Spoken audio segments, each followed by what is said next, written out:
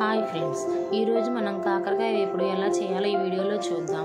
ముందుగా కాకరకాయలను తీసుకొని వాటిపైన చేదుగా ఉంటుంది కాబట్టి పైది పీల్తో శుభ్రంగా తీసుకోవాలి. ఆ తర్వాత వాటర్లో వాటిని శుభ్రంగా కడుక్కొని వాటిని ఒక బౌల్లో తీసుకొని తగినంత సాల్ట్ వేసుకొని బాగా కలుపుకొని ఒక పక్కన పెట్టుకోవాలి.